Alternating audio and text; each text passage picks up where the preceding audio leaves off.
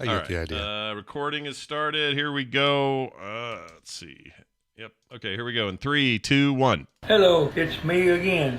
I'm in the bathroom sitting on the pot right now. I got diarrhea this morning. I need me a woman to help me out. So bad, it's unreal. Goodbye. Products. Product.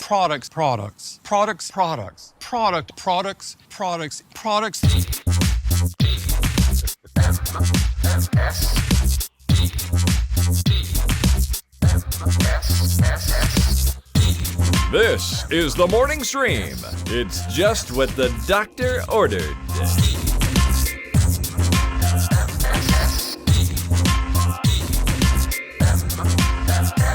Good morning, everybody. Let me pronounce that.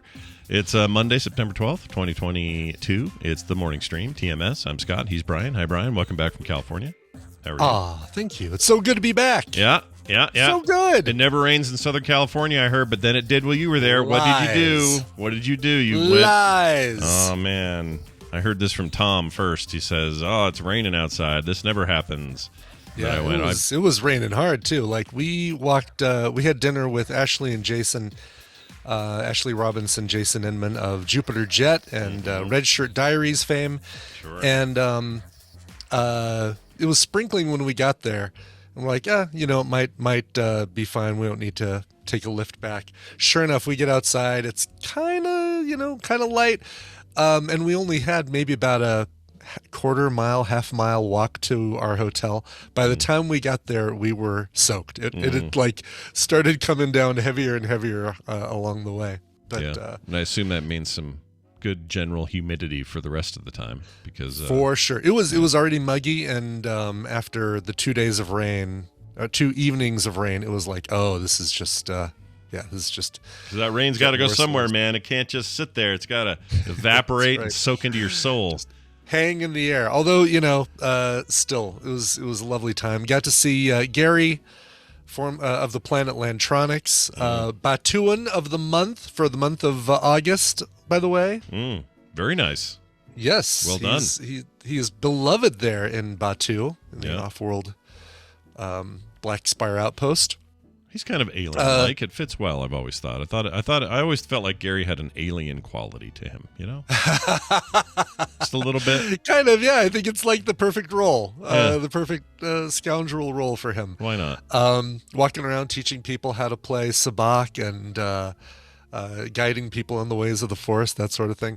Got to see Randy Jordan. We had breakfast in a diner where the woman who served us easily could have had a cigarette dangling from her mouth if that were allowed in restaurants in California, but nope. Nice. Was this like roadside? Like, tell me more. I love these kind of places. It was the original Pancake House, and judging by the look of it, it looked like it could have been the original Pancake House. Yeah. Awesome. It was. Although Randy says he thinks the first one might have been in Seattle, but. It was a good little diner. I think there are a couple here in Colorado. There are a couple in other parts of the country now, but it started out on the West Coast. Decent pancakes. Maybe if DePars is the 10, these guys are maybe an 8. It's not bad. Not bad. Yeah, not bad. That's I was going to say, I thought you were going to land in the 4 or 5 range, but 8's pretty good. No. When you've got Pancake House in your name. Yeah. Well, I was going to say that you automatically succeed, but the International House of Pancakes has garbage pancakes, so I can't really use that. They've never. That's true. When I go to IHOP, any iteration of IHOP, the pancakes are always bad. So yeah, I don't know why.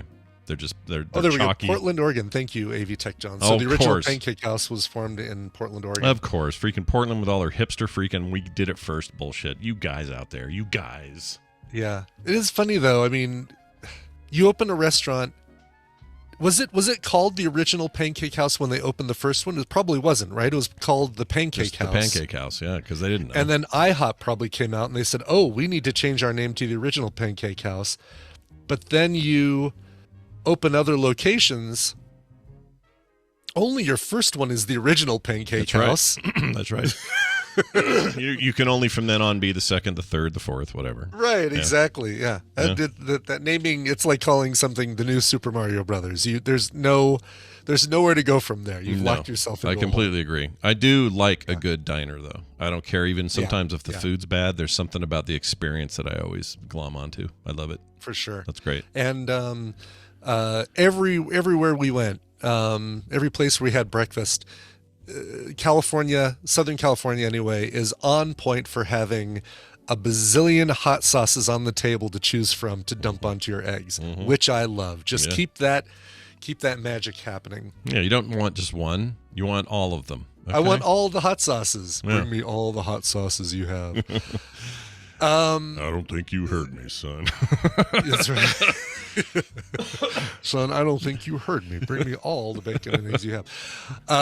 So got to hang out with the aforementioned Ashley and Jason, who are just awesome people. They're just so cool, and they're great. Getting a chance to talk to them, and the fresh-faced nerds of Hollywood. I love them. They really are. They're like king and queen of the prom. Those two, I swear. Yep.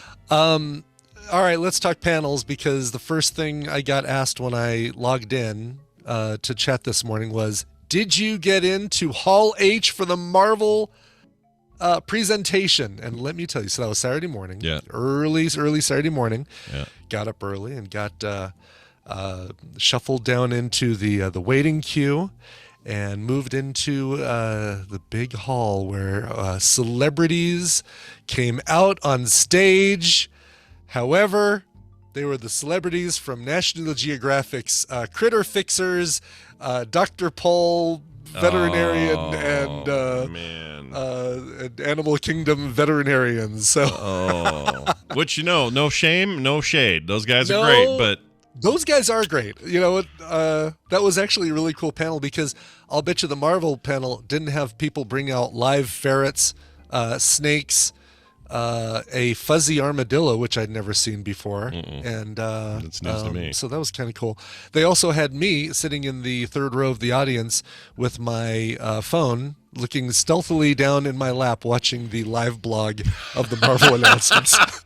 I was gonna say, you would still, even if you're in there, you're still gonna find a way to like tap into the thing you meant to be I'm in. like, if I would have had my AirPods with me at the event, it seriously would have been, I would have been the guy sitting there in church watching the Packers game, basically. That's great. That's freaking great. Were you able to follow it pretty well, I guess? You probably totally could. Yeah, absolutely. It was great kind of watching all that stuff get announced. And then basically, got back to the hotel room. I watched all the teaser trailers and all right. So I didn't get to see Tom Hiddleston come out and brush past you with whatever amazing cologne he'd be wearing and that sort of thing. Exactly. Or Sophie, She-Loki. Oh, Shloki. I call her Shloki. Can we call her Shloki? Yeah, Shloki. I guess her name is Sophia is her name on the show, right? Sophia. Sophia. I know the actress name is Sophie. Lokia. I don't know. Lokia. Don't remember. Anyway, but it would have been nice to be in that hall and get to see everything there. Now, I will say this. One of the panels that we did get accepted into was for a new Marvel property animated series called Moon Girl and Devil Dinosaur, which is a couple of newer characters that they've introduced. Teenage African-American superhero who is as smart as Tony Stark. And so it's this animated series. We watched it with none other than Lawrence Fishbourne, who's the executive producer on the show, in a room that maybe held 100 people. That's not a lot. Much smaller than the 7,500 people in Hall H. Yeah. So there's that. Wow, Fishbourne commanding quite the little audience there. That's awesome. He really was, yeah. And then they brought out the rest of the cast. Sadly, I definitely heard Allison Brie they let us watch the entire first episode, which doesn't come out till September 2023. They took away our phones, so we couldn't record any of it or take pictures or anything like that. And so and they also said no spoilers, but you can talk about watching it. You can talk about if you enjoyed it or not. And I did it. We did enjoy it a lot. Yeah. Very Into the Spider-Verse meets Powerpuff Girls in the animation style. Oh, like a lot of the characters, words coming out of the characters' actions and reactions, not just what they're saying, but like also, like you get emojis and stuff when somebody reacts to something. And speaking Carter's language, I don't know if she's in the chat today, but that sounds like her jam. Oh yeah, she'll totally dig awesome. That. Yeah. What else? Oh yeah, they gave us they gave us all plush double dinosaurs. Oh my gosh. Van would kill you for that. He would murder you. I know. Take it from your body. Oh, that's right. He loves dinosaurs. He loves them. Loves them. When's his birthday? January. So you got a ways. Oh, okay. I gotta wait. Well, who knows? We still have one wrapped in plastic, so we'll see. All right. Just like the body on Twin Peaks. It's perfect. What else? Let's see. And then we basically bookended the whole event with Disneyland. Went to Disneyland on the first day. The day we arrived in Anaheim, dropped everything off at the hotel. Oh yeah. Also got to talk about meeting Craig. Craig does marketing for the Cambria Hotel in Anaheim, brand new hotel, and this hotel made me wish that BlizzCon was still a thing, because this is exactly where Tristan and I would be staying.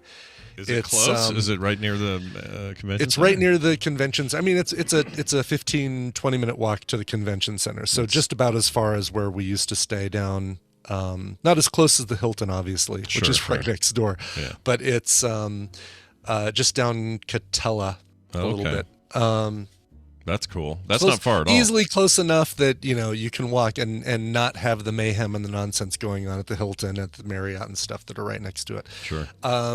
He's even doing and I recorded some video stuff about the trip and Disneyland and Oogie Boogie night in the hotel, but he's going to do a TMS discount. So if you go to CambriaSuitesAnaheim.com and do LTMS for Love TMS, you get a discounted room rate. So you can go to Disneyland. This place is so cool. This hotel has like water slides, big old pool in the back. I went and hung out the pool when I kind of had enough of the people at D23. Sure. Which happened a lot. Yeah. It's a little much. I get it. It is a little much. Yeah. Anyway, so we'll talk about the hotel in the video, but definitely very cool. Yeah. The BlizzCon thing, comparing D23 and BlizzCon, just kind of a really quick side by side. BlizzCon, very dark, right? Like it was dark inside the expo with just lights where they needed lights to be, on just the vendors and this food thing and the arenas and stuff like that. It felt like they had all the lights on for D23. Every light in the Anaheim Convention Center. Is that because there's a ton of like cosplay walking around and stuff? Is that why they do it? I think so, and I think also just the vibe is very different. Like D23 or Disney is all like, oh, okay, hi, happy, all that stuff. Yeah. While BlizzCon is like, I killed my father and took his sword and blah blah blah, and I've got to defeat the demon. And yeah, I think you're right. There is something to that. That's why they do that. Yeah, I think. But the makes it seem bigger though when they do it dark, right? Like it seems like a much more cavernous sort of experience. Yeah, totally. It totally does. Yeah. For sure. The cosplay was great. Again, kind of a thing similar to BlizzCon, where as opposed to a Comic-Con where you can dress up as anything, if you go to BlizzCon or you go to D23, you're kind of limited to, nope, I pretty much can only cosplay as something from Disney. Disney Studios or from Blizzard. You're not going to see a Batman cosplay there. You're not going to see a Batman cosplay, no. That's a shame. The vendors, this was the only, like every vendor there had a huge long line if you wanted to buy their stuff. And that was the same at BlizzCon. I remember if you wanted to go to the Jinx store, you basically had to wait in a 20-minute line to get in. But so we had to be really picky and choosy about like, all right, well, do we really think we're going to buy anything there? Nope, then let's not wait in line. Sure. They had box lunch and Funko and stuff like that. We did wait in line for Roosevelt's, which is the shirt I'm wearing today. It is the D23 exclusive Grogu t-shirt, or I'm sorry, a button-up shirt. Yeah. The nice baby little Hawaiian Yoda shirt with Grogu and a bunch of frogs on it. Yeah. All right, cool. So that was kind of fun.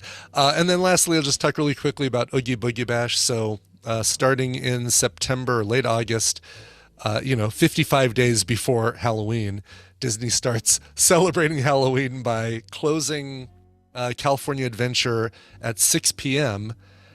and opening it up only to this event called Oogie Boogie Bash, where they take out all of like Buzz and Woody and all that stuff and replace them with villains. So you get Agatha Harkness and Zombie Captain America and Cruella de Vil and Oogie Boogie, of course. Oogie Boogie, Dice Tomato asking, you apparently need to watch Nightmare Before Christmas, Dice Tomato. Yeah, Dice Tomato. What are you doing? What are you talking about in there? Are you you uncultured swine? You must watch that film. What is Oogie Boogie? Oh man. They set up treat trails where like you go through and they give you a bag at the entrance and you walk through these treat trails and they shove Snickers and M&Ms in your bag. Turn on the dark versions of all the rides. So Guardians of the Galaxy has a Halloween theme where Rocket's trying to save Groot, and the Cars ride has some Halloween stuff and all things like that. What else? The parade, which I thought was going to be kind of lame, turned out to be actually kind of technologically cool. Well, that's good. I always think parades are going to be lame until they're not, Just totally, yeah. Default position on parades is they're going to be bad, right. But I'm glad to hear it wasn't. That's good. But anyway, yeah, it was a great time. It was a really good weekend, and glad to be back home. Glad to return to normalcy. Big thanks to 9 of 12 for her impersonation of me over there at TMS Asheville. Killer version of Brian. I mean, even the face, dead on. Greetings, citizens. Coming up on Guess the Connection. Greetings. Cracked me up pretty hard. Yeah. Well, good. I'm glad you're home. I had watched that in the airport, and I watched the entirety of that. Oh, you did? Good. That call-in thing. You had a whirlwind couple of weeks, so it's probably nice to settle. I'm so glad. No more travel for a while. Yeah. It's good to have a little space between that stuff. Yeah. Well, all right. Well, awesome. Well, later on when Steven gets here, we're gonna go a little deeper into the stuff they actually talked about at the Marvel event. So stick around for that if you wanted the deets. We'll have those. But for now, we're gonna do a thing we're gonna do on the monthly. When PM got changed around, everyone said, "Where did Dan go?" Right. And I said, "Well, he didn't go anywhere. We're just gonna figure out a way to squeeze him in here." Because we like Dan, and we don't want to lose out on Dan time. And so, ladies and gentlemen, I bring you some additional Dan time if he answers this call, which I am currently ringing him at. If he picks this up, then we know we're in good shape. There he is, right there. Now, if I hit this... Here's a tangent for you. Be careful. May cause drowsiness. Hey, look who it is. It's our old pal, Dan. Dan, what's going on? What's up, man? I feel like we haven't talked to you in 1,000 years. What's going on? Greetings, programs. Boy, I've missed you guys. This is like it's like a new building in here. It's been so long, and I'm not drinking a beer because it's not happy hour like it was in PM. I actually have coffee now, so this is a different deal for it. We sent a lot of the employees home. They're working virtually now. We closed off the commissary. No one's using it. So fired the janitors. This is why I don't feel anybody breathing on the back of my neck when I'm on here, because all the employees are gone now. That's right. That's right. Actually, this is a bit of a step up in a weird way, because now patrons and non-patrons alike get to hear Dan's hot takes on the world around us. Yeah, so it's awesome. More great game goodness and just crazy pharmacy crap for the world to hear now. Yep. So I'm excited about that too. I am too. Yeah, Brian, can I ask you one thing about D23? Ask anything about D23. It's game related, and I think it was on the floor, so I don't know if you got a chance to see this. So Disney, Ravensburger and Disney just announced a CCG called Disney Lorcana. It's basically like Disney's version of Magic the Gathering for easy, just for ease of talking about it. I mean, obviously it's going to be a little bit different, but that's kind of what it's going to be. And it's funny because they had a booth there at D23, and they were also kind of giving away these. I mean, I wish I would have realized you were up there. If I had been paying more attention, I would have told you early in the weekend to see if you can get over there to get one of these kind of like collector's packs that they were giving away for D23 with all these cards and starter set. The game is not supposed to be out for another year, but they were giving away all this crap for the games. That stuff like that always amazes me. I'm looking at the logo right now. I never saw this anywhere. And we, we basically between panels just spent all the time walking around the show floor, and I did not see anything about this. This looks really cool, like an actual physical collectible trading card game as opposed to something digital. Yeah, I didn't see that coming. Yep. That's cool. Yeah, and it's I mean, looking at some of the cards and stuff, it doesn't look so. It's funny because being Disney, and I'm not sure if you guys are aware of this. Disney likes money.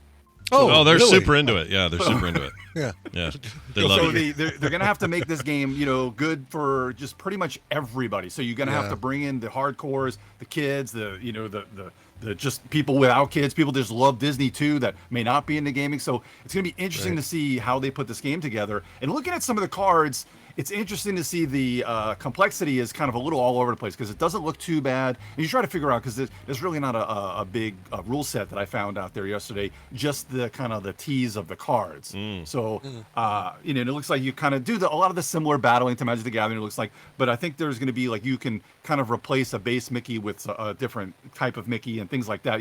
For a character to different types of those characters to battle. So no idea how it's going to play. I'm just hoping it's fun because I wish I would have seen this because I would have totally waited in line to grab a sample pack or whatever it was they were giving away. Yeah, that would have been cool. Didn't we get a? Sorry, go ahead, Dan. I was gonna say the like consumerism there is out there. They were giving away just kind of some promo cards here and there, other than the pack. I think they had like single promo cards. People are putting them up on eBay for like $400 already. Jeez. It's unbelievable. 400. Oh my Lord. Yeah. That CCG world, freaking Magic world, and the money people spend. Insane. Yeah. Insane to me. Real quick here. Didn't they announce a release date in the States for Snap? Yes, they did. October 18th for Marvel Snap. So a little over a month. Nice. Yeah, at some point, what I'd like to do is do a video or like do a thing where you and I teach you the game and everybody who watches the stream. Let's do right that before it comes out, so that so you can see. All right, here are the different kind of decks that you want to put together as soon as you get the game, and I'm down. How they all work. Totally down. Man, That's a great idea. Looks great. I mean, it's super excited for that, and I never got in to. Me neither. I didn't want to jump through the hoops to do the international download, and I don't know. I just didn't bother. But now that we have a date, it's like, all right, I have something to look forward to. Gonna crack it open. Brian knows all the ropes. He can show us what's up. It was perfect passing the time while I was waiting in line for stuff, and there was a lot of waiting in line for stuff. Oh, yeah. That's the name of the game at D23. Yep, Convention World, waiting in line, the game. Yeah, exactly. There you go. All right. Hey, Dan, I got a question for you from a listener. Are you ready for this? Yes, indeed. So for those unaware, for those who never heard a PM episode of the show, Dan is not only a huge enthusiast about tabletop and board gaming, he is also a full-time professional dude in the medical business, specifically pharmaceuticals, and sometimes we get questions about this stuff. So we thought it'd be fun to turn this segment into, hey, here's a cool game Dan found out about, but also here's a question that maybe people have about, the world, about the biotech pharmaceuticals. Yes. They often call me a doctor of pharmacy, which I am. Yeah, you're a doctor of pharmacy. Exactly. I like that. Yeah, I'm a doctor of pharmacy. I like that a lot. All right, so this guy named Terrell wrote in, and he said this: Dear morning stream people, I have a question for Dan for the next time he's on. Well, your day has come in. Your boat has come in, Terrell. He says, is it true that doctors often recommend certain meds to patients because they get kickbacks from biotech companies, not because it's good for the patient? Is his perspective different or enough to shed some light on this, meaning you, Dan? Thanks, says Terrell. I often wondered this as well, because I've been to a couple of different doctors in a row because of insurance change. Mm-hmm. And one of them was recommending one thing, and I get to the other one, and they're recommending something else. When I said, well, wait, this last guy recommended that, and he goes, oh, that's probably just because he has samples and was told, and he doesn't know about this one or whatever. And it just seemed like they were weirdly brand focused. Like, yep. So by the sound of your yep, it sounds like there's something to this. So tell us what this is about. I've got you'll get a lot of questions, and I'm telling you, between myself, Dr. Tolbert, and Buckeye Fitzy, the legal geek, we could do like a 3-hour show talking about the legalities of this sort of thing. But I'll simplify it as best as I can. This is another one of those things where it's not legal anymore, but it is legal anymore. So it's one of these things where you can get away with a lot of things, and a lot of lawyers will tell you it's not what's illegal. It's not what is right or wrong. It's what I can prove. in a way. Oh, God. So, and a lot of times you don't really, and there was the Wild West. So the mid 90s, when I was in pharmacy school, I did rotations with some doctors. I did a rotation with a buddy of mine that was a doctor in a private office in the middle of Benson, North Carolina. And that was still kind of the end of the Wild West. So there are legislation. So in all different industries, there's anti-kickback statutes. And they've kind of specified a lot of it into the drug world as well. A lot of times because it has a lot of government involvement. And a lot of times you're not going to see a lot of this stuff unless it has to do with Medicaid and Medicare. Like when you're talking about bringing patients in, we're getting away from the drug just for a second. But when we're talking about like bringing patients to one place or another with kickbacks, that'll really get you in trouble. And they've really cut back on that because there was a lot of fugazi stuff going on to get certain patients to go to certain practices and stuff. So we're not talking about that, but that is very highly illegal. And they look about stuff. And it tells you like who's really looking out to nail you to the wall is also big pharma. Like if they stay off of each other's toes, if everybody's getting a little slice of the pie, nobody's really making a big deal. But when the government starts losing their slice of the pie, then it's a big deal. So in the mid to late 90s, my buddy had, I kid you not, he had a refrigerator in his office that was given to him by a drug company. He had golf clubs that were given to him by a drug company. And we would have meals constantly. There'd be dinners, there'd be golf. We went to a golf tournament that was completely paid for. So some of that stuff you can still get away with some of that stuff. Obviously the refrigerator stuff, you can't do that crap anymore. Like you cannot benefit that way. It has to be basically either educationally based. Again, there's ways around a lot of the stuff, and there's federal laws, there's state laws. All the stuff is a little bit different now. They've really clamped down, but you still can get some of this stuff and they've hide it. Like so, in pharmacy, like we would see some of this stuff usually by continuing education. So we would get like dinners from Company X. They'll have like a dinner with a speaker, and that speaker is going to talk about this drug class, but then at the end he's going to be like, well, use my Boner X because it's a lot better than all the other boner pills out there, So you'll see stuff like that. So can I trademark that name really quick? Boner X. Boner X. Boner X. Get it. Do it. But again, so you have and again, I don't want to talk about like there are some of the best looking men and women I've ever seen in my life are drug reps, and there's a reason for that. Listen, I am not good enough. Exactly. So, and it definitely helps because you remember the people you talk to. And from seeing some of these drug reps, and again, the drug reps coming into my office in pharmacy and when I was doing rotations, every drug that they come in to talk about, there's something that makes it the greatest thing in the world. There may be 10 other things that they're not telling you about, but this is why this drug is the same thing. Nowadays, almost every single, and Scott, you're a perfect example. Because and excuse me for Scott, I may use the wrong medication, and I don't want to avoid HIPAA, but I think there was a time where you were on an ACE inhibitor, and there's a billion ACE inhibitors, and most of the, especially now because it's been so long, most of the good ones are generic. So it was either like lisinopril, quinapril, ramipril. Those are all generic ACE inhibitors. Some of them are pennies, some of them are like $10 to $20, but none of them are the greatest thing in the world, like as far as the newest and latest thing, because you don't need. They're what they call Me Too drugs because they're all the same drug class. There's not really, there are, again, I'm generalizing, there's not really huge difference between drug A and drug B in this class. There may be little differences, and most doctors will know the little differences, but if you got 3 different brand names in that, the newest, latest brand name of that, they may come in and be like, hey, Dr. Ribbit, hey, this one has shown to reduce mortalities by 2.0002% in elderly males. So we got to get you to write this one for us. And then it'll be like, oh, and how would you like Outback for lunch tomorrow? How many people do you have in here? So, and again, they also regulate that where it's only a certain amount of money they can spend, and then they have to log everything. Kind of like, again, it's a little bit apples to oranges, but let's just say, Scott, you get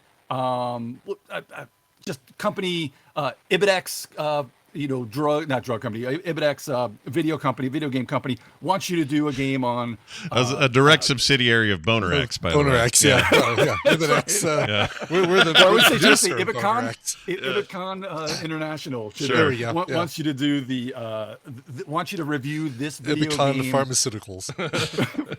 It wants you to do the new game for what's his name? Don Cheadle. What did we just say? Is Armor Wars? Wants you to do the official video game for Armor Wars, and I'm going to give you $1,000 to review it on stream.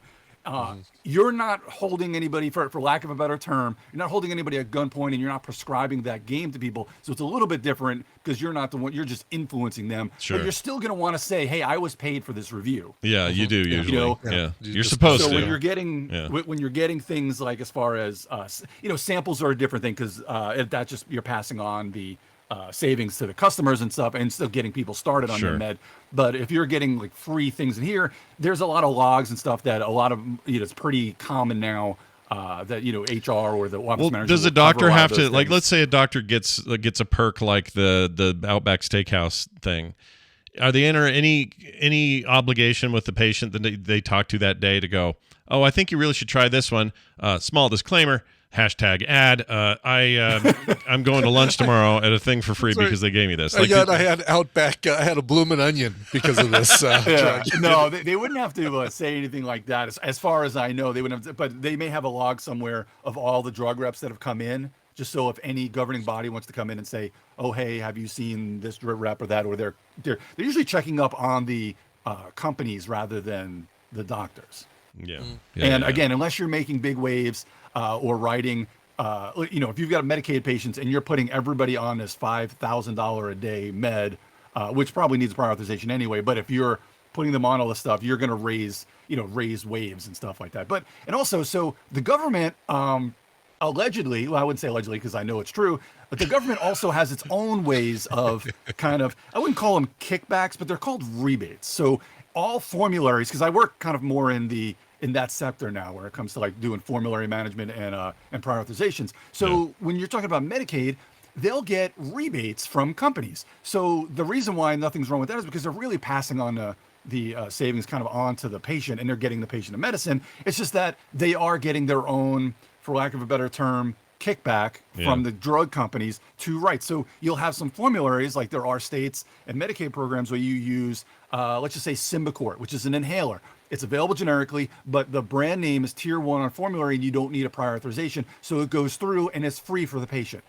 Now, where is, as far as the public goes, there's nothing wrong with that. Sure. I mean, especially in my opinion, like, it's just a pain in the butt for the pharmacies and doctors to figure out what's on formulary. There's always a list online, but the only people that's hurting are the generic manufacturer of that particular med, right? Because the patient's getting the brand for free, right? And they don't care. And it works. Again, I'm always a proponent that 99.99% of the time, brand and generic, same thing. Yeah. Use whatever's cheaper for you, whatever works for you. Just don't let that. It's like even in the over-the-counter of the world, you're like, if it says Kroger, it's fine, dude. It's ibuprofen. Just get it. You're fine. Yep. But make sure you read the labels, especially in the over-the-counter stuff, because, and I think, Scott, we had this with some of your stomach meds where it may be called the same thing as another thing, or it may say like stomach medicine, but it's actually a different active ingredient than what you might think it is. Right. So you always got to look at the active ingredients, because in some of them may say stomach medicine, may have jack crap in it. May just have some weird herbal supplement that could interfere with something else that you're taking. So always read the labels. If you're going to take herbs, especially over the counters, always ask your pharmacist about any interactions with what you may be taking prescription wise, because some people, they just read something. They may already be on an anti-inflammatory med for their arthritis, and then, prescription wise, and then they'll go grab something else, which just happens to be over the counter, and it says something like headache medicine, but it's the exact same medicine or in the same class as the other anti-inflammatory. Next thing you know, you've got a bleeding ulcer and you're dead. So you don't want to do stuff like that. No, don't do that. Don't be having a bleeding ulcer and die. Don't be doing that. That'd be bad. Plus, they'll find you, and you sometimes that blood comes out of your anus. Nobody wants to see that. We don't want to see that. And that's another. So that's another kind of worms, because your blood out of your anus, depending on if it's one color or another, because that actually tells you a lot about where the bleed is coming from. But that's right. That's a story. They need more children's books that say the color of my blood is dark red. What does that mean? So the color of my stool. There's red blood in the stool, or that you could have a black tarry stool. That's all different kind of areas of where you may be. From the makers of Everybody Poops. Yep. Everybody bleeds out there. Yeah, everybody bleeds. Just need to know what kind of blood it is. All right. Well, this confirms a lot for me because I kind of had a suspicion, but they don't really talk about it. Nobody talks about this. Like, I feel like it just doesn't come up. It feels like conspiracy a little bit. Like, and it is a lot less than it used to be. And it's funny because you could tell, especially when I was in retail, you could tell what drug reps got to wear.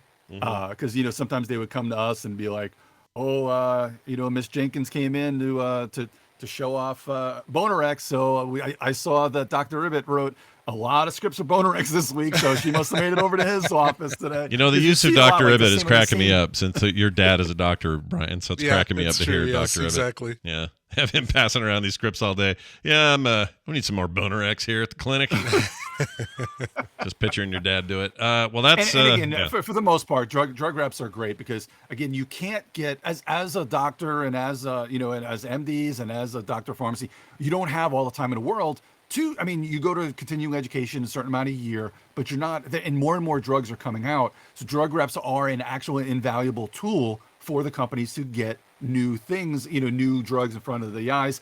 And again, you always have to do your research as yourself. So if a doctor sees that this drug is the newest thing, in the ACE inhibitors, they're going to have to look and see, well, is it really better than Ramipril or Lisinopril? Is it really better for my patients than that? And then sometimes some people just have like the greatest insurance in the world. Yeah. And they're like, I don't care what it costs because my insurance is going to cover it. So they'll just write it for them because it's going to be $10 anyway. Yeah, they don't care. If they got the money or the coverage, then just do it. I get that. Mm-hmm. It's a weird market we live in. Also, Ramipril sounds like Ramapil, and I'm not interested in your Ramipril. It sounds like it's only going up one place. And that is an actual drug, and that's actually a very, very, very, very good ACE inhibitor for heart protection and kidney protection. Very good blood pressure medication. It's not the one that it doesn't make you cough, does it? Is it one of the cough ones? Well, they all can. They all have like a 5% chance or something, right? Yeah, it's just a side effect of that drug class where ACE inhibitors can give you the ACE inhibitor cough, which is harmless. It's just a real pain in the ass, and nobody wants to have a dry, hacky cough all the time. Especially when they do podcasting for full time. Freaking F that.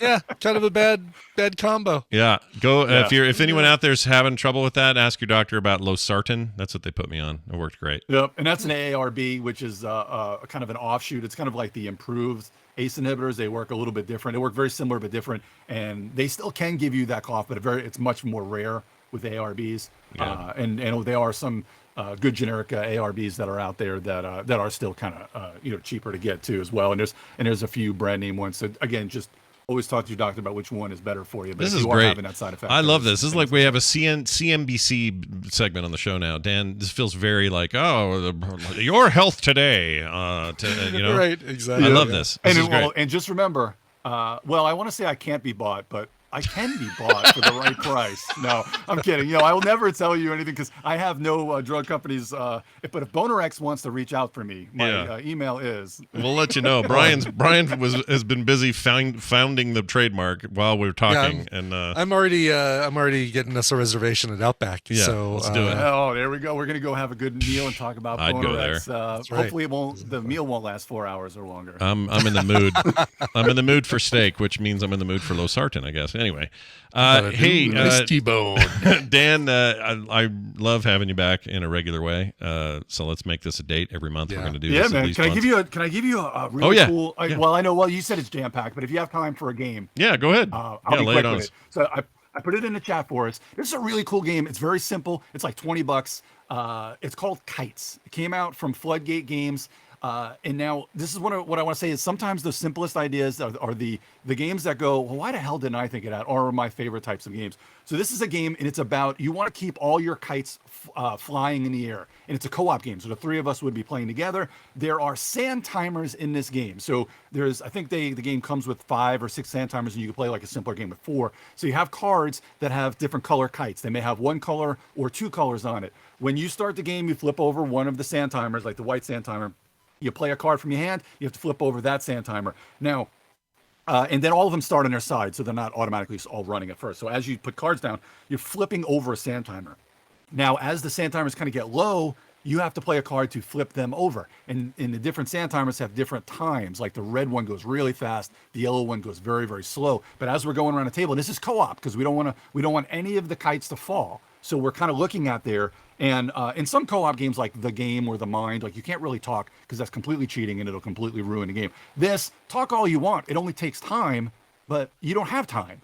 So there's really no I cheating see. there. You'd be like, somebody's got to get this right. I got the right. So, and then somebody else is putting, Brian is putting down the yellow and blue card just to flip over those two. And you got to keep flipping over these sand timers so that none of them runs out. And if you can get through all your cards, because you'll have a certain amount of cards to start and then like a small deck. And as you play a card, you're replenishing. You're trying to get through all the cards and have none of the kites go down. If you play a card with a single color, you flip over the white one.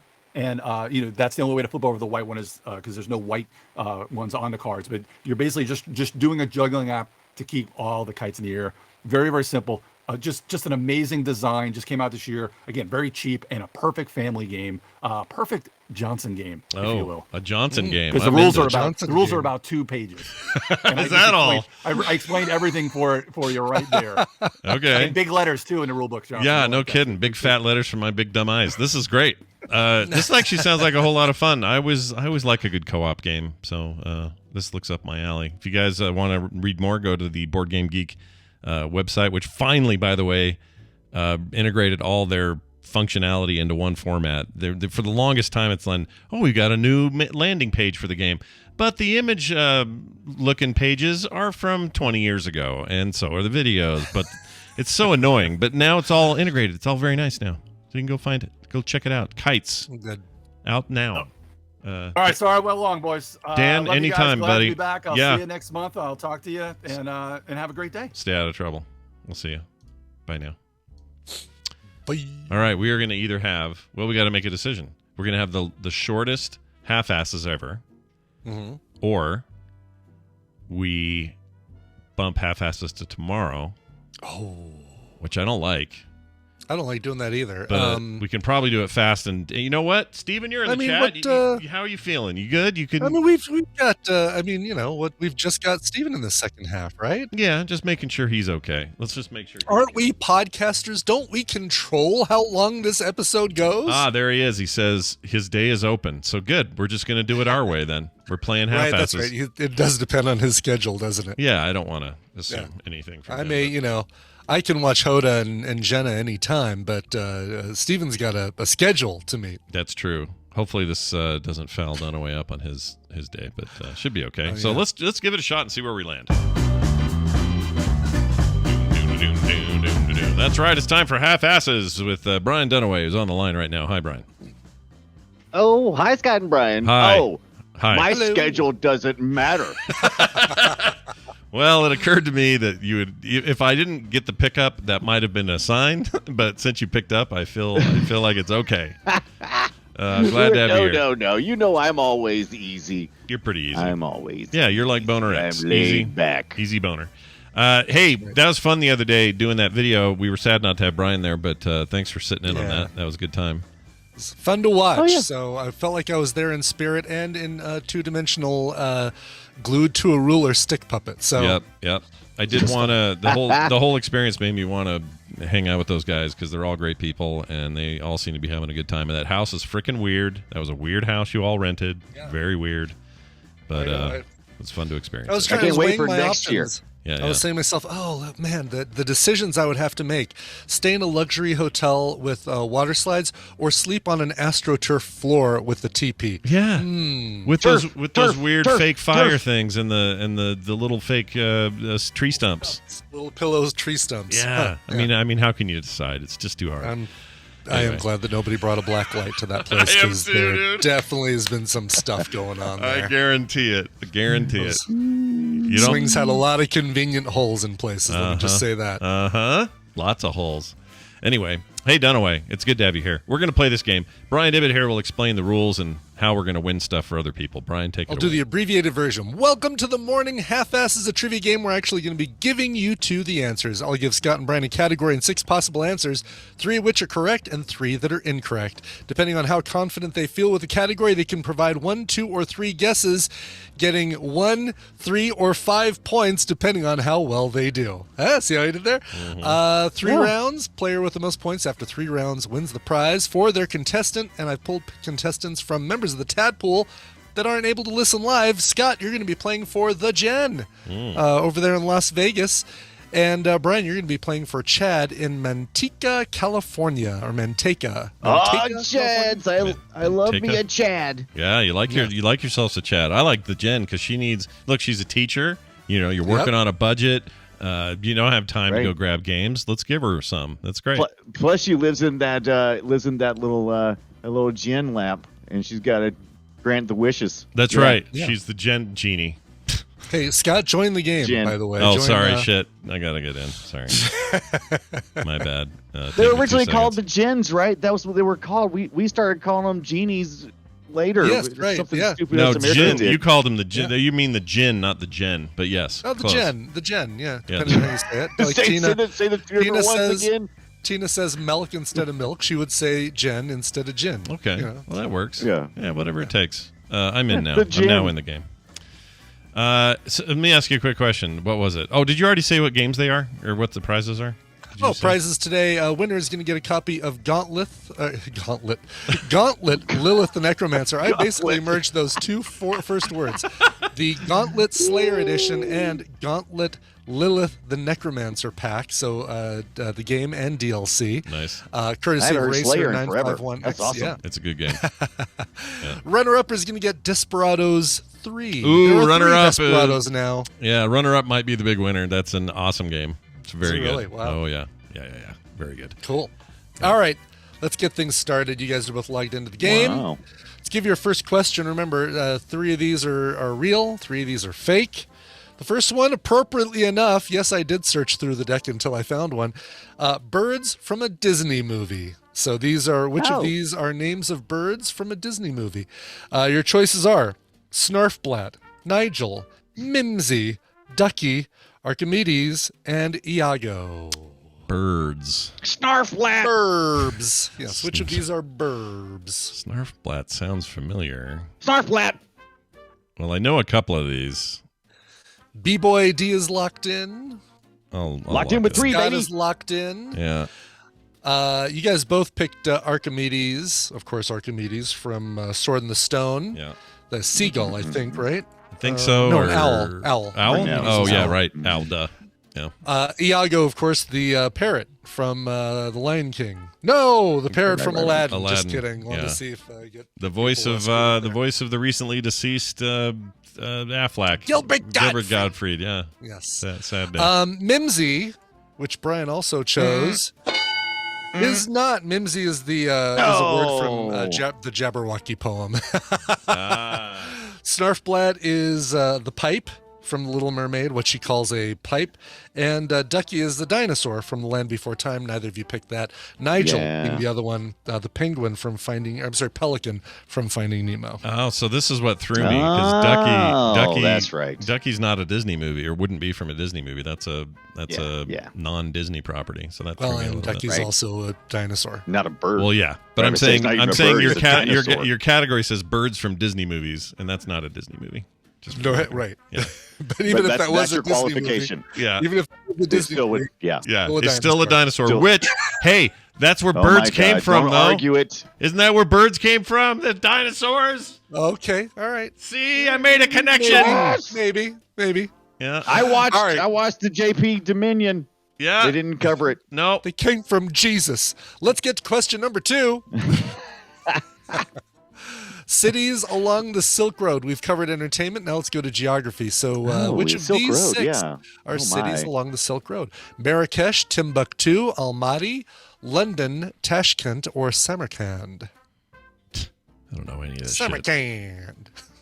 Don't know any of this. More like some can't. I'm just going to guess. I have no idea. Yeah. This is a tough one. All right, you guys are both locked in with 2 each. Neither of you chose the same ones. But I will tell you that each of you chose a correct one. Oh. And one incorrect one.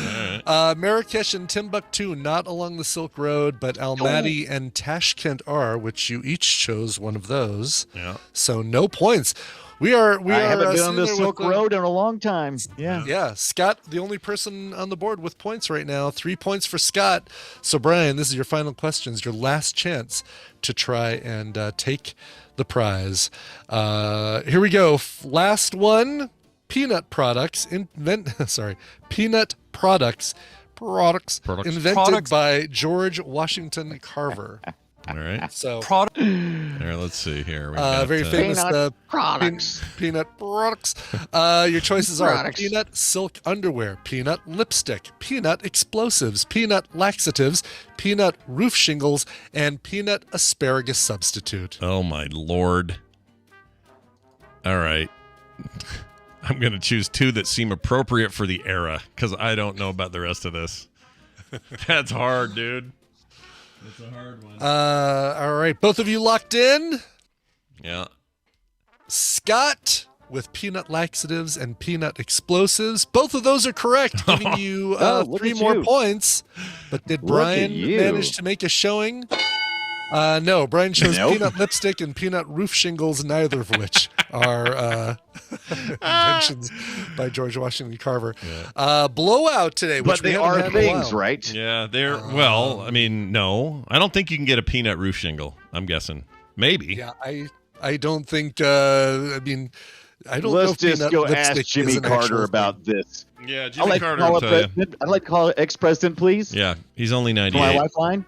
So the reason I chose laxatives and explosives is it sounds like era specific. I almost chose asparagus because that just sounds like an old timey bad idea, you know? Like Yeah, it really. If you ever see one of these with just a really far out weird answer like peanut asparagus substitute, Yeah. you should choose. You should usually choose it because it's probably an answer. So I don't know.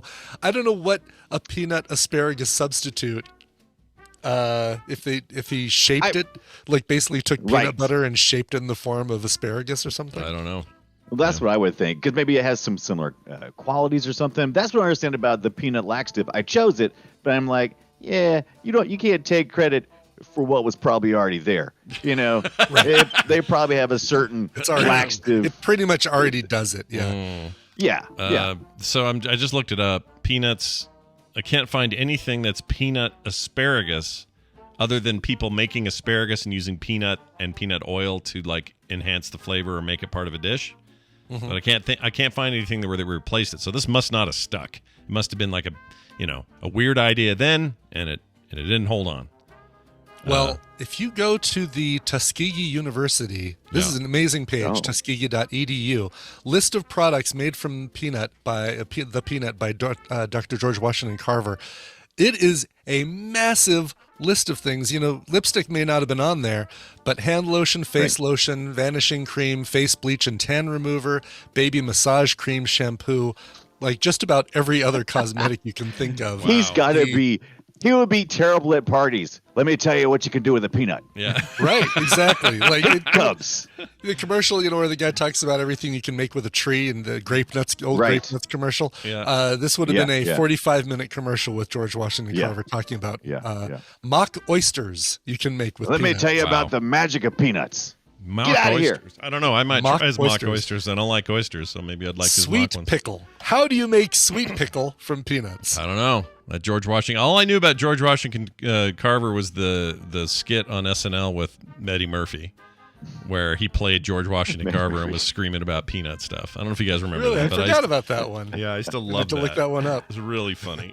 Anyway, well, there you go. Hey, Dunaway, the good news is we have winners. Hey, Brian, so our winner is who here? Who won? Yeah, the Gen is going to get a copy of Gauntlet Slayer Edition. Yeah. Listen, I've been on the road. You've had a whirlwind trip. On the road for like 8 of the last 12 days or something. So Sure. cut me some slack. Yeah. A copy of Gauntlet Slayer Edition and Gauntlet Lilith the Necromancer. Nice. And then Chad in Manteca is getting Desperados 3. Yep, And Chad, emails are going out now. Chad secretly won the best prize. So. He just doesn't know it yet. But Don't which say one? that. Which Don't one? say that to Jen. Like, Look, I love the Jen, you know. and she'll like her games. I'm just, gotta be upfront So you're about saying which one got the Slayer edition?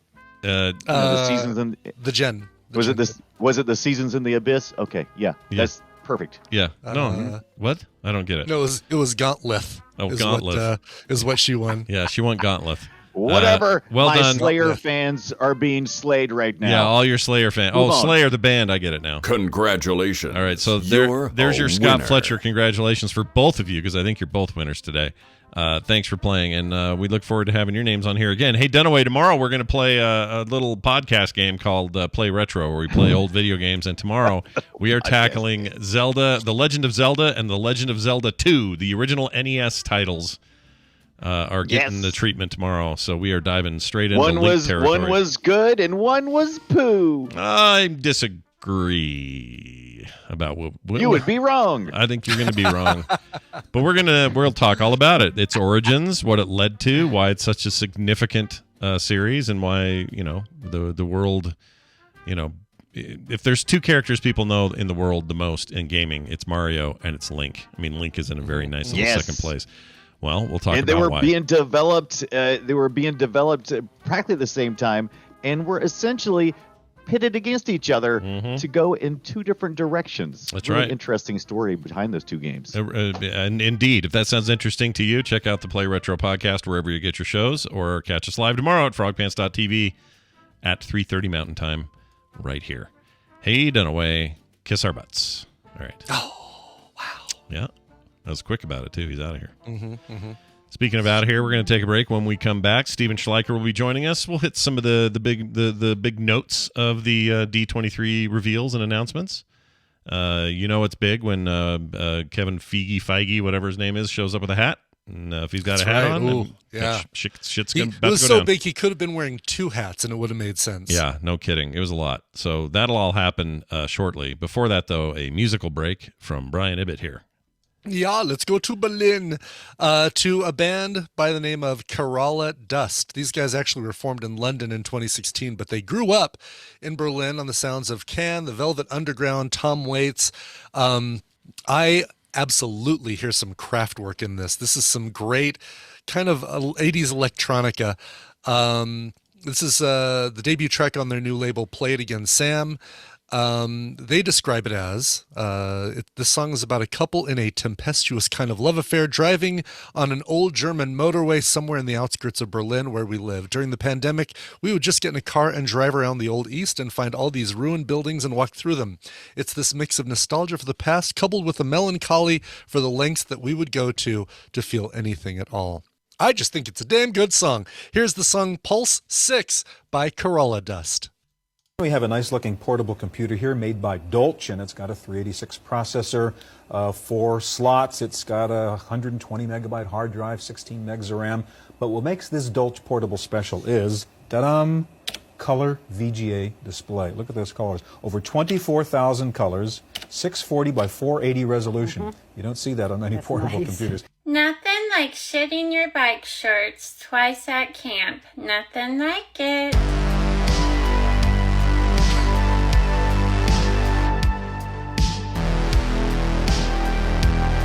The Morning Stream.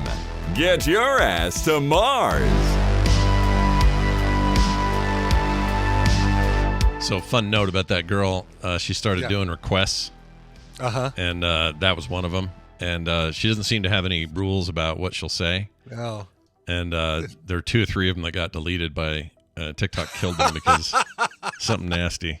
So I never heard them. Shitting your bike charts, nothing like it. And usually it's like some fake name like Mike Hunt and things like that. Sure. But not in this case. Anyway, hey, Brian, remind me who that was so I can find that album. I'll tell you. That's the band Kerala Dust, Kerala Dust. You can spell dust. The brand new single is called Pulse 6. That's a VI instead of the number 6. With all that stuff, you'll be able to find it yourself. Nice. Go check it out. Yeah. Sorry, breaking news. This is interesting. What's that? Blue Origin rocket. That's the Bezos rockets, right? Sure. Yep, the Bezos penis. It still does. Big old freaking tip on that thing. Malfunction. Sorry. Oh, no. Triggering a dramatic but successful abort for an unpiloted space. Oh, it was unpiloted. Oh, so. good. Yeah. All Phew. right. Shwoo. We don't want. Because I was starting to make jokes and. Yeah. What if this guy was on there? Oh, Jesus. He would have seen some stuff had he been up on that flight. You know why they had to abort that mission? They did not use enough Boner X in their launch fuel. That's Boner right. X. Boner X. Nothing like a good Boner X. Oh, my Lord. All right. Steven Schleicher being very patient today. We're going to add him in here and have some fun with our old pal Steven. We're going to play his little theme here. Steven Schleicher. Steven Schleicher. Hey, look who it is. It's our old pal, Steven Schleicher, with his finger on the pulse of popular culture, comics, TV, movies, and more. And he does that all at majorspoilers.com. Steven, welcome back to the show. Hello, Scott. Hello, Brian. Hey, man. Hello. Hey, man. Welcome so, back, Brian, you had a time. It was a whirlwind. I did have a time. I had a good time. Very like running running here and there, left and right, up and down, all over the place. And I'm just glad to be done running. Was it, we didn't ask, or I didn't ask. Did Tristan go with you? Was that the deal? No, it's just me and Tina. Oh, okay. Oh, I didn't know Just Tina a went. nice- Cool. Yeah, Tina went. She dressed up. She did like a very subtle Minnie Mouse outfit. I'll have to post a link to where people can see it. She just looked adorable. Nice. I want to see this. Yeah. Yeah. Not in a creepy way, Tina, I promise. Steven, it's good to have you here. It's probably stuff went down that you went, ooh, cool, or ooh, gross, or something. I don't know. What was your big takeaway from the event as far as announcements and stuff? Here's the thing. I didn't pay attention to a single thing. Well, there's good news for Major Spoilers fans. We don't know what happened. My son, his high school soccer team had a tournament to go to. They won, by the way. Yay. And so I was busy with that and some other things that I can tell you another time, but not right now. Oh, not on the air. I see. Wow. Well, Okay. I mean, your opening bit that you played at the top of the hour pretty much summed up my weekend. Oh, the which one? This one? Hello, it's me again. No. Yep. You were that guy? Oh, man. I'm sorry. Oh, geez. I feel bad, but not this By one. the way, send me that clip products- because I want to send it to my wife. I totally can do that. Yeah. I'll drag it out right now. All right. Well, I'm glad you're, well enough here and doing okay. Yeah. That's the important thing. We're going to talk about some of these things that happened at the D3 event. And I don't know, Brian, did you, of all the announcements, did anything surprise you? Some of this we knew was coming. The only thing that surprised me, we were when I was talking with Ashley and Jason the night before the Marvel panel, we kind of had a list of all right, well, we're probably going to get an announcement, a casting announcement for the Fantastic Four movie. We're probably going to get this. We'll probably get a trailer for this other thing. The two surprises for me, the only two surprises for me were Thunderbolts. I wasn't expecting Thunderbolts to get announced. For the world who doesn't know, this is like Suicide Squad sort of Marvel version. Kind of like Suicide Squad, yeah. The Thunderbolts comic was more like supervillains that you didn't know who were posing as these new superheroes. Right. And so it was like, the Beetle, old Spider-Man villain, the Beetle was this one character, and all these different superheroes.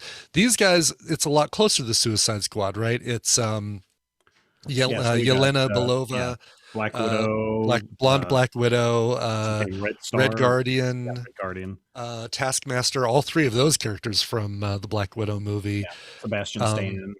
Yeah, right. Winter Soldier, Echo, no, not Echo, Ghost Wyatt. from a movie that Scott still hasn't watched called Ant-Man and the Wasp. Oh, yeah. Oh, I almost watched that Wyatt this weekend. Russell That and almost happened. Louise Dreyfus. Oh, yeah, Right, Wyatt US Russell. agent. What's he doing then? He's the new Captain America, so is that same character? US agent, yeah. Okay. So, and what ought to be really interesting is the fact that in Captain America and Winter Soldier, the TV show, or Falcon Winter Soldier, they were adversaries, Winter Soldier and US agent, by the end of that thing. So having them on the same team should be a really interesting dynamic. It'll be an uncomfortable alliance while they have to do It should, but it's an interesting, like the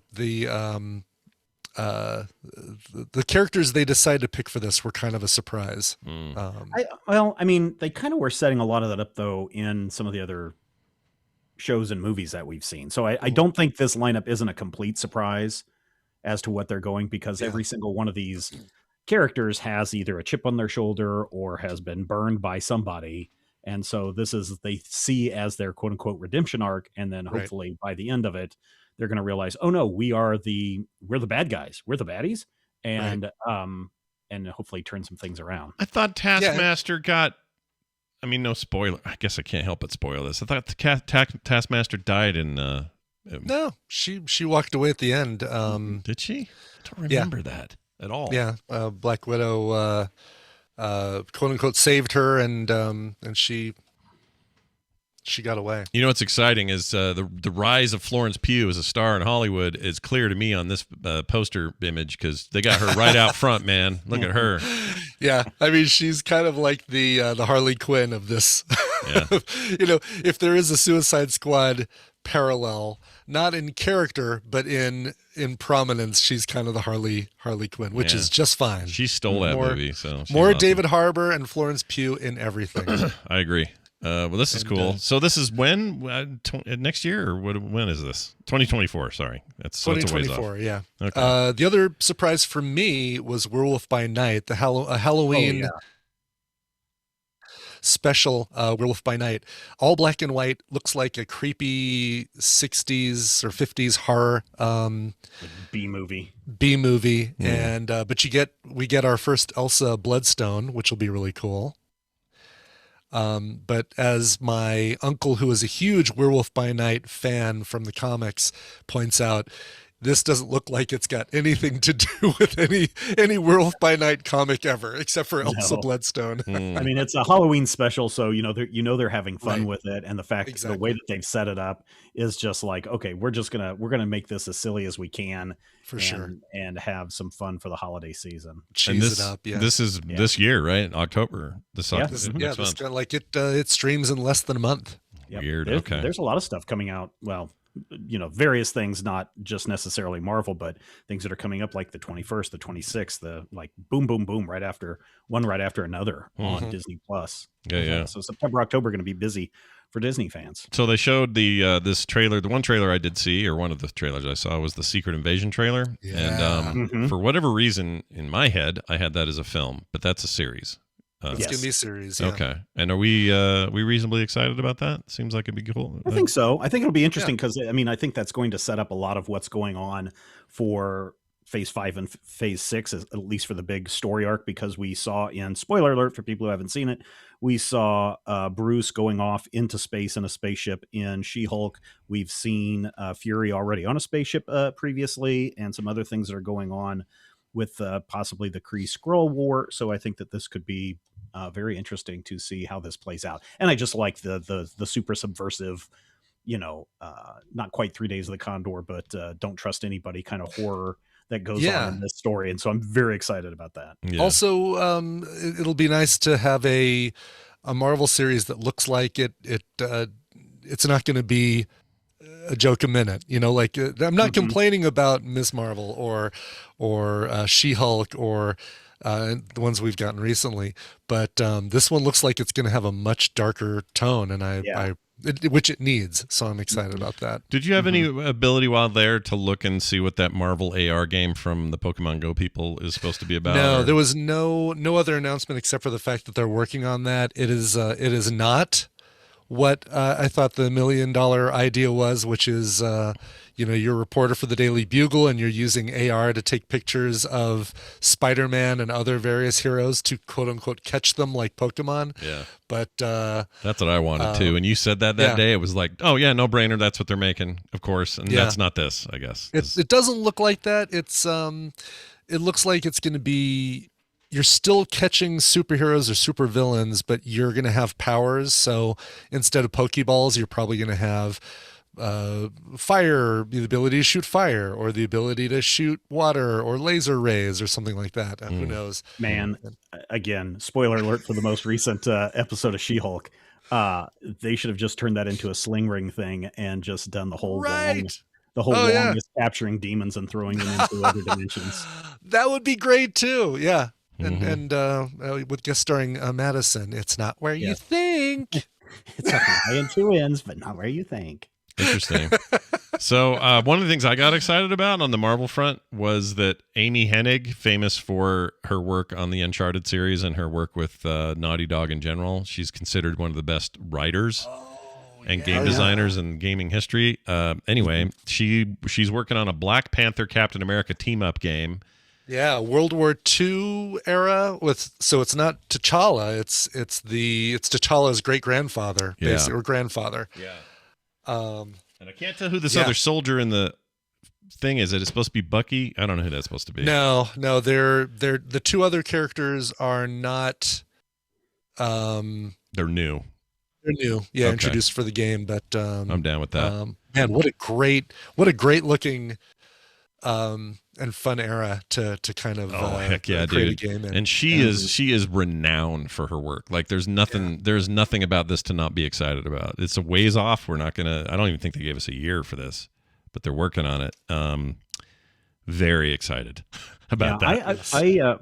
I was really interested that they showed some footage from the Marvel's upcoming movie, yeah, because basically they explained by kind of re-showing it again. Spoiler alert for those of you who haven't seen Ms. Marvel. Mm-hmm. The whole in credit sequence at the end of that series, they basically said, "Well, here's what's going on. She didn't turn into Ms. Marvel. You know, they're doing some other stuff, and that will be kind of the cornerstone of that movie with Captain Marvel, Ms. Marvel, and Monica Rambeau all teaming up for that movie. So that'll be good. The one thing that I was surprised that we didn't get anything about was Fantastic Four.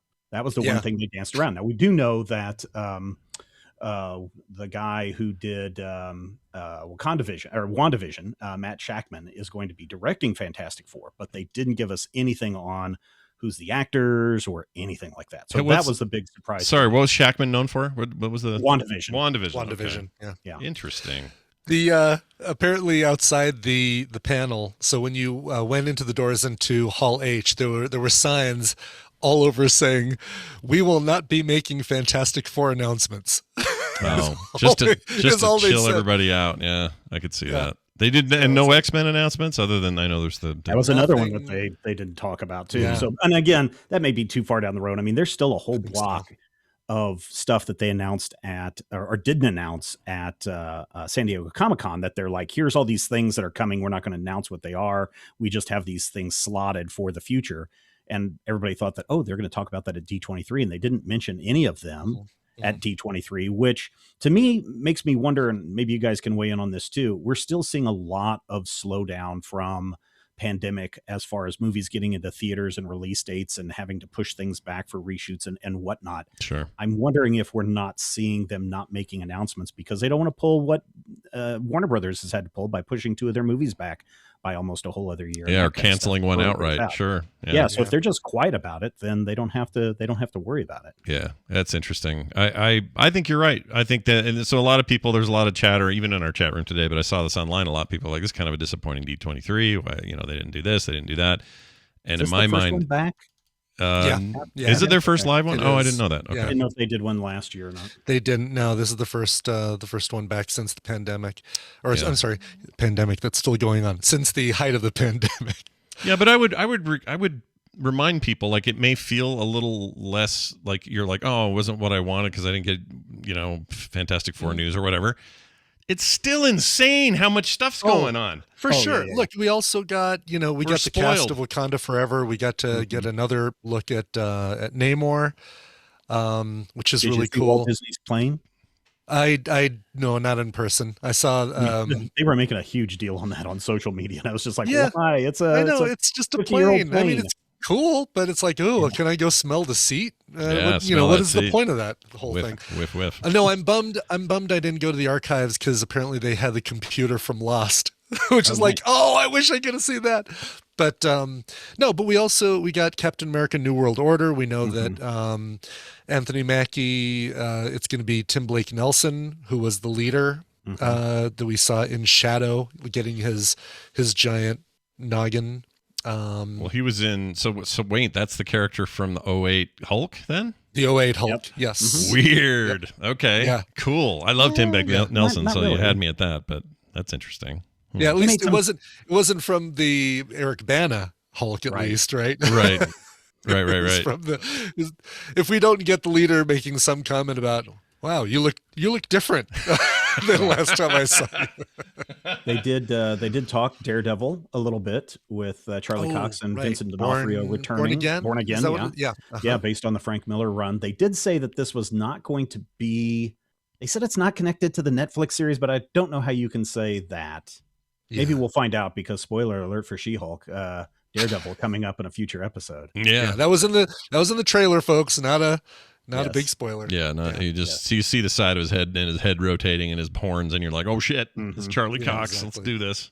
I love those guys. I'm just making people mad in the chat. I know, you're really freaking people. Like, people's fingers hovering over the mute button, basically, is what. Yeah, none of these have been spoilers. By the way, I was just looking up this Shackman guy, who's directing the Fantastic Four film.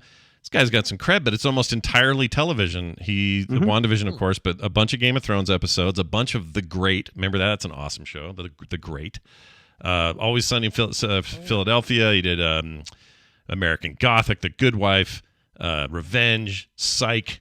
Like, the guy's been working forever. House. Yeah, and that tells you a lot of things, though, right? So he's done comedy, right? He's got some comedy in there. Yep. So you know that there's going to be maybe a lighter tone for Fantastic Four. And if he's done Game of Thrones, he knows how to do big, epic storytelling. Yeah. So that should be, I mean, I'm not saying it's going to be Guardians of the Galaxy or anything like that, but to me, it starts to trigger, oh, this is kind of a big Guardians of the Galaxy kind of thing going on. Yeah. He started out as a kid actor, by the way.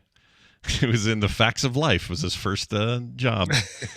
And ended up in Highway to Heaven, Different Strokes, Night Court, Growing Pains. I mean, he's basically a Gen X kid who grew up as a child actor, and then in 1990 said, I want to direct, and now he's just doing kick-ass shit. I think that's great. So the Ron Howard of our time, everybody. That's who's directing Fantastic Four. Anything else jump out? I know we got a new firmer release date for that new Marvel XCOM-ish game. There's the Tron Identity game coming up. Midnight Suns. Yeah, that Tron Identity. So this is interesting. That's Mike Bithell, who's famous for a game called Thomas Was Alone. It's an amazing little indie title, years and years ago now.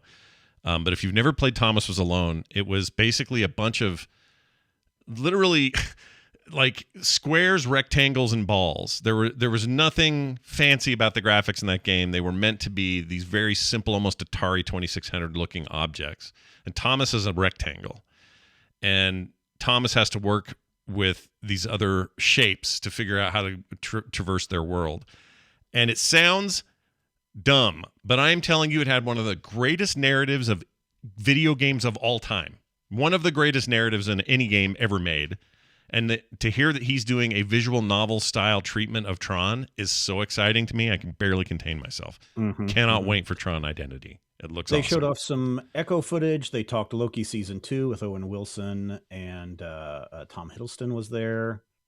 I think the other thing for me that I was excited about, because I thought Brian was going to talk all the Marvel stuff at the top of the hour, Indiana Jones 5. Oh, right. With Phoebe Waller-Bridge. Yeah. Oh, so excited about that. Here's the thing that, from everything that I've read, he did not come out on stage, but behind the stage, and you can see the Twitter feed on this, Ke Huy Quan, who played Short Round, was backstage, and he and Harrison Ford had a picture together, and Harrison Ford is just you gotta see smiling like it's the greatest thing that he's ever seen. Oh, you got to see this, Brian. They're not saying he's in the movie, but they're also, why would he be there behind the scenes if he wasn't doing anything else at D23? So. Right? Yeah, that's odd for sure. And Ford did confirm, he goes, this is the last Indiana Jones movie for me. He's 80 years old, which is incredible that, with all the stunt acting that he has done, that he's still up and ready to, who knows what he's going to do in this movie, climb into another refrigerator and get. I hope not. I hope not. So the director here is a dude what made Mangold, the movie Logan. Right. There you go. Among other great movies. And he's, I don't know. I got a lot of faith in this guy. I feel like this is maybe a little bit of a redemption. In fact, Harrison Ford said, where's the quote? I think he said something like, this is one of the great ones or something. Yeah, he said this is one of the great ones. And I think he was referring to co-star in that. Oh, maybe. I was hoping he was talking about the movie. Maybe. Well, I hope that he's talking about that and the director and all that stuff. I mean, if you got the director of Logan in this, doing this, then, that'll tell you. Again, I think they when you know a director and you know what their capabilities are, what area they like to work with, that kind of gives you an indication of what direction that they want to shape a story. So if Logan was all about the end of the X-Men and what it is to be old and what it is to look back on your life and the mistakes that you made in your life, And if you have Short Round who's showing up backstage, it would not surprise me if this is a Indiana Jones coming to grips with the fact that he is actually stealing relics and instead of keeping them where they belong. In a museum, Dad. Exactly. They belong in a museum.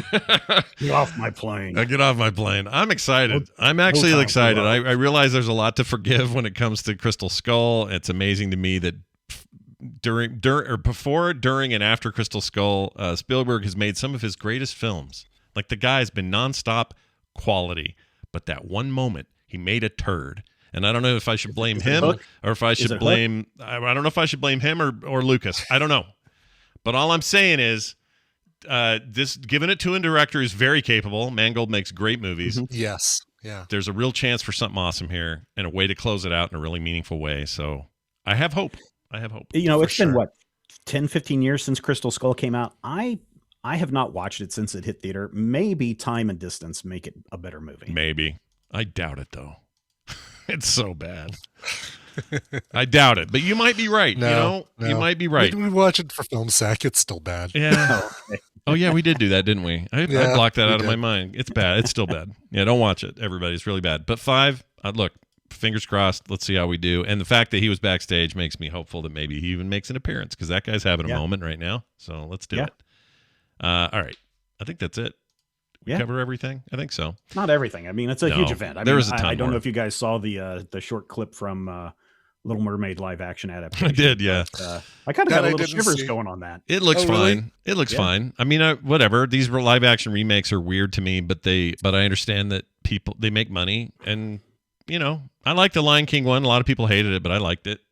So yeah, they've got Mufasa is coming as well. So. Oh right, man, whole nother thing. So I'm actually just kind of okay with those things. I can take them or leave them. A lot of people feel butthurt about their childhood being poked like this, but I don't care. I don't know. I mean, it's second generation. I think the only weird thing about having, especially the trifecta of Little Mermaid, Beauty and the Beast, and Aladdin all being done as live action is that those 3 movies for Disney heads, that was the rebirth of Disney when The Little Mermaid was released. Because before that, it was, hey, we think we're going to sell the parks off to whoever wants to buy the parks. Hey, we want to sell the animation department off to whoever wants to buy the animation. Mm-hmm. But, through Roy Disney and through Eisner, they came in and they rebuilt that. And they said, well, we're going to start doing animated movies again in the traditional Disney style. And those 3, boom, boom, boom, every year you could count on stuff. And then Lion King and everything after that. But it was a way that the studio was turning itself around by leaning into what made them great to begin with. And now, I don't know, when I see the live action adaptations, I love the girl who's playing Ariel, and her voice is so great. But I look at these and I'm like, well, this almost seems like you're trying to lean into what made you great once more by not leaning into what made you great to begin with. Yeah. Yeah. And that's a problematic part. But that's kind of true across all of these, right? The Mulan thing, anytime they do like a live action remake of something that's considered a beloved classic that, really put them on the map for whatever era it was in, you're walking on glass a little bit. But I think the blowback is actually kind of nothing, because there are people who really want to see this, and you know what? That's great. Go for it. Whatever. Yeah. I may not be that. Yeah. I'm in no rush to watch a Little Mermaid reboot, but no, I'm not offended by its existence. It's fine. No, neither am I. I mean, if people want to watch it, that's great, because there's going to be people that are going to be attracted to those things, and it's going to be the greatest thing in the world for them. Because for heck, Scott, even your kids, The Little Mermaid that was before I was born. Mm-hmm. So.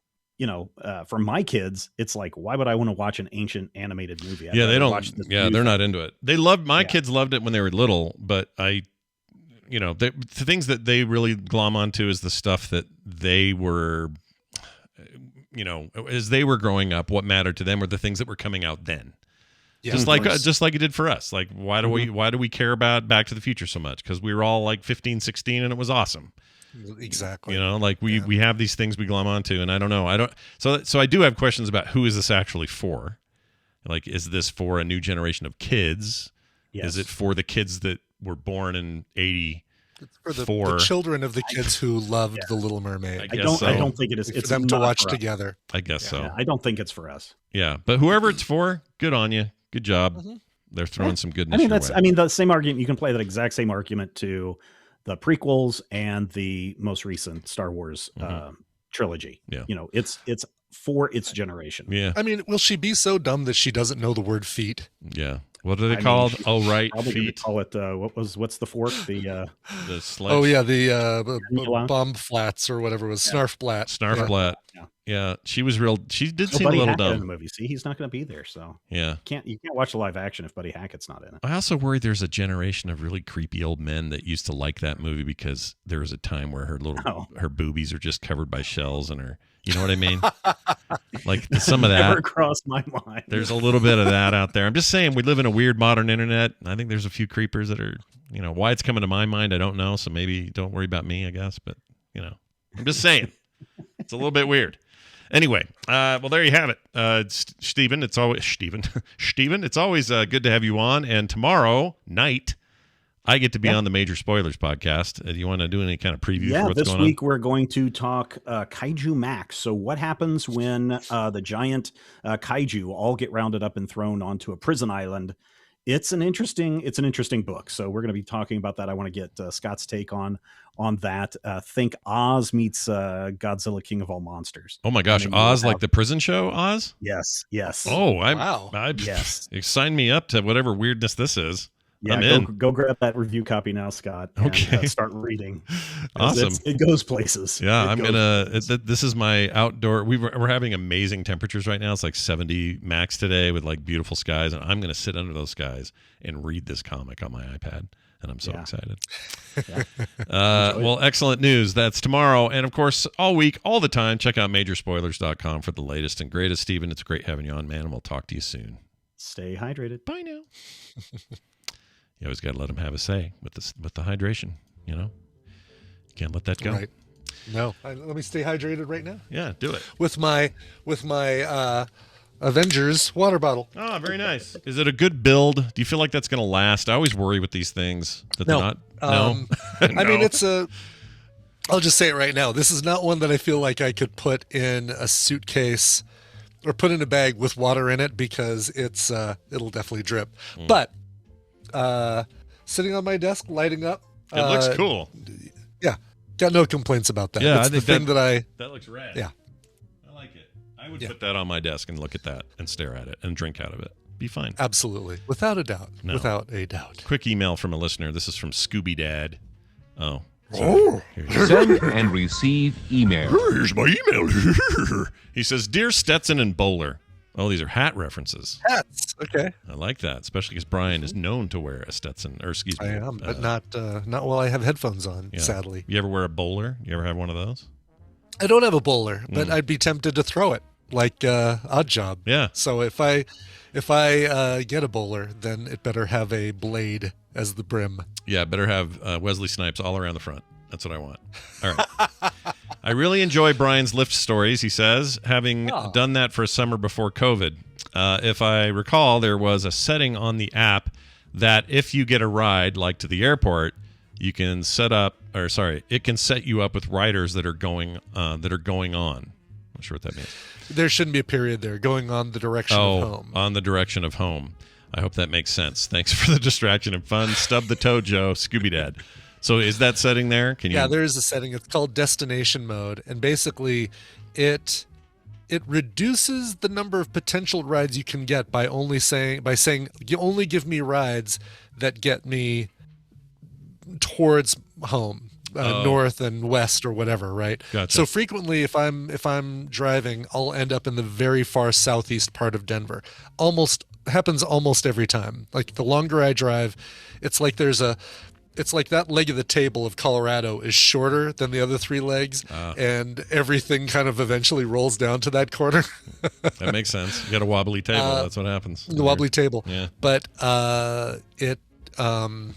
so when I'm ready to finish lifting, I just basically put on destination mode towards home and start driving towards home.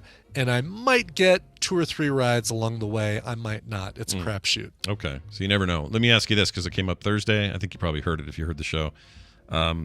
This this idea of loaner vehicles came up. Heard the first part. Yeah, listen to the show until we had to go to the airport or walk into the airport. Oh, gotcha. I did not hear about loaner vehicles, but they do rent. If you want to drive Lyft and you don't have a car or you don't want to use or can't use your own car, then they will rent you. I think Kia Niros are the current model. They will rent you a Kia Niro and take your rental payment out of what you make. So you kind of have to drive even more to make up for the car they're renting. Is it a percentage of each day's cut or whatever? Right. Or it's a flat fee per month that once you've covered that flat fee, then everything else you make that month is your pay. All right. So it's a rental. So chat, if you were all there Thursday, that is kind of what we landed on. We were trying to figure out the Kia thing or not Kia. Sorry. Seattle Prius. Was full of Priuses, Toyota Priuses. Yeah, and we think there's some thinking that's just that happens to be the car up there that is the du jour for what you're renting. So interesting. Okay, well that's cool. I didn't realize that. So if you're somebody who's never had a car or don't have a car, but you really want to be a Lyft driver, they have a plan. That's interesting. Yeah, but if you've never had a car, then they probably won't do it because you probably don't know how to drive. Well, that's true. You'd need some sort of driver's license, I suppose. Need a little experience. Yeah. Even if you have a driver's license, maybe you'd want to drive a little bit more before you make your first car a Lyft. I don't know how our Seattle guy going back to the airport, I don't know how he had one. That dude did not know how to drive well. He was horrible. Oh, God. Horrible. He was the one that was like, just like lurching up, going back, lurching up, and cutting over without using his lights and all that stuff. He was not well trained. That's it for the show, everybody. I would like to thank some patrons who just joined this show as a patron. Patreon.com/TMS. Brought in the following people in the last few days. Johan Sturk. Check that name out, Brian. Johan Sturk. It's like another Iron Man villain. Yeah, Johan Sturk. or what Stan Lee would deliver a package to. And It's perfect. Or it's the non-union equivalent of Tony Stark. We got to use Johan Sturk. Johan Sturk. Carver Tate and Mindy Allen. Isn't Mindy Allen a famous name?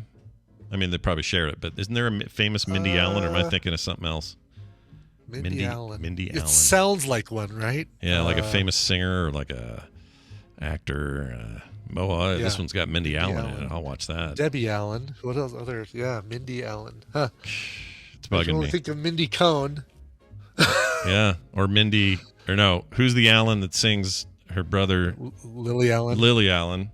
Yeah. Maybe that's who I'm thinking of. Mindy Lily. Lily Mindy. Maybe. Yeah. It's a good name, though. Like, it's a name that sounds like you've heard it before. So good for you, Mindy. Yeah, Allen. good job, Mindy. And we're glad to have you here as part of our Patreon. If you guys have not checked it out yet, go check it out. Patreon.com/TMS is the place to go and do. Okay. I have a question about Mindy's. Do it. Is Mindy short for something? Oh. Because, like Bobby is Robert and Jimmy is James and stuff like that. Is, Kathy's or Catherine's usually. What is Mindy short for? Let's find out. Mindiana. We named the dog Mindiana. Okay, here it is. Yeah. English origin, short term of Melinda. There you go. Melinda. Okay. Yeah. So Mindy is short for Melinda. I did not know that. There we go. Learn something new every day. Yep. Melinda. Variants are Minda, Mindy spelled different ways, and Mindy spelled the third way. Also, some people go by Lindy for some reason. I know why, but it's not where you think. Wouldn't that be Linda? Oh, and the name is way down So in I wonder popularity. I wonder if you met Belinda Carlisle. I know it's a B, but could you call her Bindi? Or Belindy? Hey, Bindi. I like Belindy. She'd go by. Belindy. Yeah. Belindy Carlisle. My name is Belindy. All right. There you go. Thank you for that, everybody. Frogpants.com/TMS for all other things you might be in need of. That will do it for today's show. But in order to call it a show, we got to play a song on our way out. And I think Brian is prepared to do that. So, Brian, give it to us. Two of our favorite people are celebrating a wedding anniversary, celebrated it yesterday. Sirs Joust and Tempest. Aw, that's a good choice there. September 11th was our 40th wedding anniversary. It doesn't seem like it's been that long, but it's been one heck of a ride. Lots of twists and turns in that time, but we've made it this far. Thank you, Robin. This is Jim Jensen and Robin. For sharing your life's journey with me. I wouldn't have it any other way. Brian, could you play one of the following covers? And he gave me three choices. And listen, this is a little slower soul song cover, so it's a little bit different than what we normally play, but Scott and I would both do anything for Jim and Robin Jensen. We love them. They're amazing. Absolutely. They tell me to play 4 minutes of Dead Air. I'd play 4 minutes of Dead Air and call it, what was that?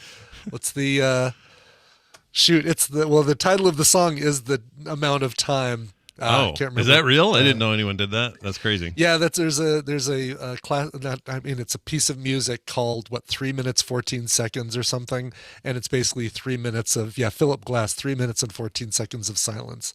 Nice. I know I'm getting the time wrong because that's pi. Anyway, Jim wanted to hear either a cover of Bread's "Make It With You" or Heatwave's "Always and Forever" or Bobby Gosh's "A Little Bit More." We're going with the middle one. Heatwave's "Always and Forever," covered by Stan Taylor and Raquel Rodriguez. I picked up this whole EP, which is called Sunday's Best, because they do a cover of Ooh Baby Baby by Smokey Robinson, The Miracles, La La La Means I Love You, Natural High, Be Thankful for What You Got. Some great soul stuff. So it's really, really cool. Anyway, Stan Taylor and Raquel Rodriguez and their cover of Always and Forever. All right, that'll do it for us. Thank you all for being here. We'll be back tomorrow with another TMS. This show is part of the Frog Pants Network. Frog Pants Network. Get more shows like this at frogpants.com. Really hope so. No, you don't have to hope. We'll be here.